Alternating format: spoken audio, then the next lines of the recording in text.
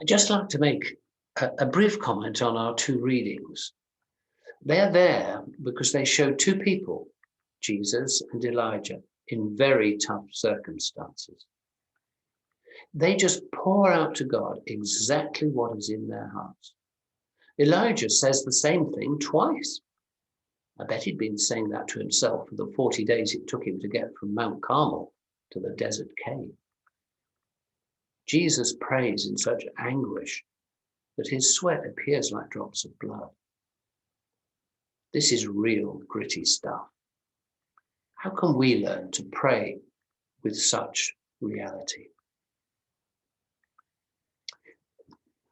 I'd like to bring you two books which I think will help us greatly on our prayer journey.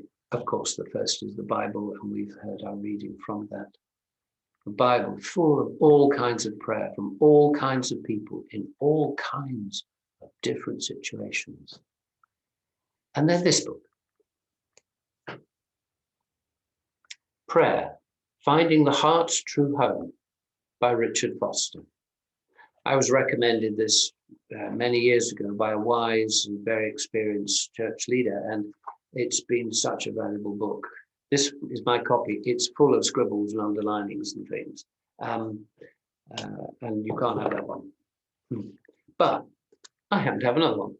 And if at the end of this service, anyone would like to borrow this, please be in touch and we'll work out a safe way of getting it to you. Excellent book. Prayer, Finding the Heart's True Home. And now we're going to meet a selection of wise and experienced thinkers and prayers from down the centuries who can help us as we struggle to grow in our prayer life. First of all, what's the background of our prayer? What's the ballpark? What's the environment in which we pray? Well, St. Augustine, 4th century theologian from North Africa, said this: true prayer is nothing but love. I missed a word out. True, whole prayer is nothing but love. So it's not primarily about knowledge, experience, intelligence, cleverness, skill with words. It's for all of us, even when we've crashed and burned in our following of Jesus. And it's love in both directions, from ourselves towards God, wobbly at times, but we keep on. And from God towards us, never failing, always there, always near. In the beginning part of his book, Richard Foster writes what I found a very helpful phrase. He said this: to pray is to change. This is great grace. To pray is to change. This is great grace. You see, what he's saying is you don't have to stay where you are in your journey as a follower of Jesus, and in particular, in your journey of prayer. God is on your side, and his grace, his undeserved and unconditional love, like Augustine said, will always welcome you back for another go. There is always hope that we can change and grow. So what about having another go? You might say, oh, I've been praying for years. It just gets dull, boring. It feels dead. I've failed at it so often. What's the point?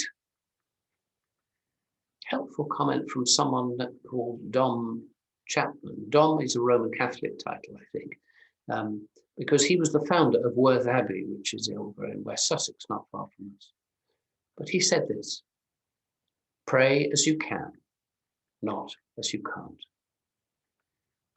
Pray as you can, not as you can't. It doesn't have to be complicated, theologically detailed, all worked out, all in immaculate order. Just speak out what's there. This is called simple prayer in the first chapter of Richard Foster's book. Even if it's only one sentence or a third, that's okay. The Bible is full of examples of this kind of prayer. And another wise voice. This time it's someone called Meister Eckhart. He was a German mystic theologian of the 13th century. It sounds a bit terrifying, but he said this: if the only prayer you ever say in your whole life is thank you, that will suffice. If the only prayer you ever say in your whole life is thank you, that would suffice. I think most of us could do that. What about this problem, this scenario? God wouldn't want to hear from me. I'm too much of a failure. I've got it all wrong again. I'm all screwed up inside. If you knew what I was like, what I've thought and done, you wouldn't want to know me. I'm not worth bothering with anymore. Well, here's my favorite quoter, C.S. Lewis, professor of medieval English in both Oxford and Cambridge universities, so a pretty bright cookie. Author of many books, including the Narnia stories, Lion, Witch and the Wardrobe and the others. And he said this: lay before him what is in us, not what ought to be in us. Just bring all the mess and the failures. I think there's a special choir of angels in heaven who burst into a chorus of the Alleluia chorus from Handel's Messiah whenever a Christian is just honest. Archbishop Justin Welby, speaking as it were the words of God, says this: my plan for you starts where you are, not where you ought to be. My plan for you starts where you are, not where you ought to be. So we can always start again. And as Augustine told us, we come to the God who loves us unconditionally and has, in his incarnate Son, done all that is needed to restore us as his child. There's always hope. So we have every reason to press on, to start again. What about this scenario? Oh, I prayed and prayed about this, but God hasn't answered or done anything. Ever felt like this? I have. There was a time when one of our daughters was having an agonizing time. We talked, shared, prayed on, but nothing changed. No answer came. I believe C.S. Lewis is well positioned to help us here. Do you remember the story of how he was married late in life, only to have his much-loved wife die of cancer so soon? Read about this in his diary called A Grief Observed. But C.S. Lewis said this: I know now, Lord, why you utter no answer. You are yourself the answer. Before your face, questions die away. What other answer would suffice? Remember the last bit of the story of Job. He complains on and on for chapter and chapter, but there's nothing that helps him until, in the final chapters, God shows him his creative greatness, before which Job's agonized questions, like C.S. Lewis suggested, die away, although still without a specific answer. Before your face, questions die away. What other answer would suffice? How about this one? I'm not clever enough to say good prayers. Other people are, not me. Claire and I both remember this quote, but I didn't put it in my quotes folder in my computer, and neither of us can remember who said it. But somebody did. It's helpful. It's this: it is impossible for a child of God to pray a bad prayer. It is impossible for a child of God to pray a bad prayer. At this point, we're going to have a little screen share because I want to show you a drawing which was done for us by Tom, one of our grandsons. He was only 4 at the time he did it, to be fair. Do we think this is a bad drawing? No, it's, for those who are listening to the recording, it's 2 sort of erratic circles overlapping a bit, with spidery lines coming out of the side of the bottom one, 2 of which I think must be arms, and the other 2 are probably legs. It has got roughly placed eyes, nose, and mouth in the top bit. But what I would have to say, it's not classic art. But do we think it's a bad drawing? Of course we do. We love it because he made it for us just when he was 4 years old. We think it's a wonderful drawing and we've treasured it for years. How many fridge doors in Hastings and St Leonard's are covered with children's and grandchildren's paintings? We've got 2 on ours. So you can't pray a bad prayer. God delights to hear from us at all. Here's another question, another problem. The things that make up my life and concern aren't important enough to bother God with. C.S. Lewis again said this: we must not be too high-minded. I fancy we may sometimes be deferred from small prayers by a sense of our own dignity rather than God's. Don't be deterred from small prayers. There's nothing in your life and thoughts that is too small to bring to God in prayer. Sometimes we may hesitate, but we don't like to admit that little things bother us as much as they do. Another wise voice. This is Brother Lawrence. He was a Frenchman, lived in the 17th century. He was a soldier initially, got shot, switched to being a footman, was no good at that because, as he said of himself, I was too big and clumsy and I broke everything. The latter part of his life, he became the cook and mender of sandals in a monastery in Paris. Nothing glamorous, nothing fancy. He just did the meals, he mended the monks' shoes. But his thoughts and conversations were written down by others in a little book called The Practice of the Presence of God. And he said this: think often on God, day by day, night by night, in your business and even in your diversions. He's always near you and with you. Leave him not alone. For God is always there, always with you.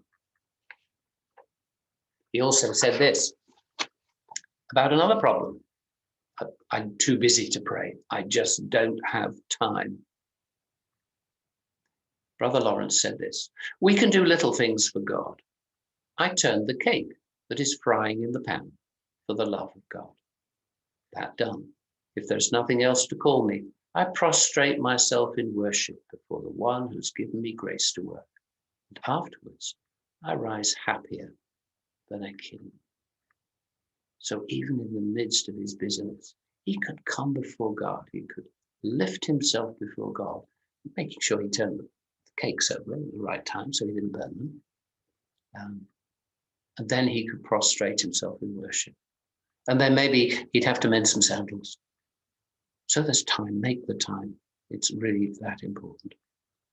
And to finish now, last word of encouragement from another wise voice, Julian of Norwich. Some of you will have heard of her. Julian was actually a woman. We don't know her real name, but she was called Julian of Norwich because she was a recluse. She lived in the 14th century, and what people did then was they would sometimes live in a little cell, a little building attached to a church for prayer. She had a window, and people used to come for her for advice and her wisdom, which was much appreciated.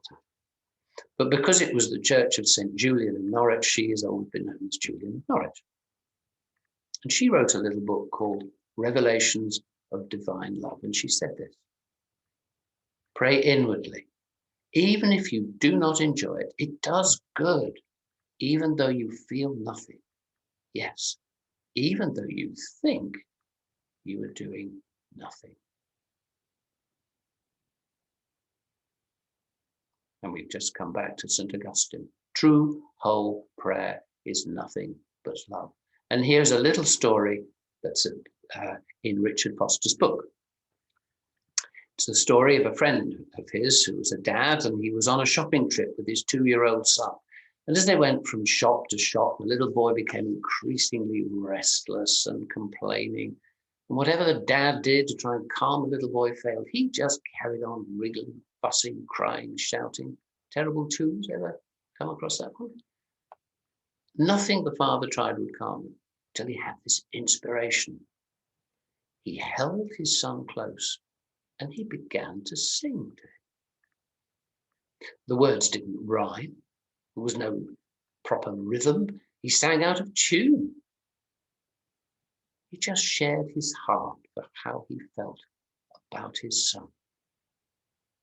Something like this. I love you. I'm so glad you are my son. You make me happy. I like the way you laugh. He sang and sang on in a similar vein, and the boy became relaxed. He became calm as he listened to this strange and wonderful song. And finally, as he was put into the car to go home, the little boy looked up and said, "Sing it to me again, Daddy. Sing it to me again."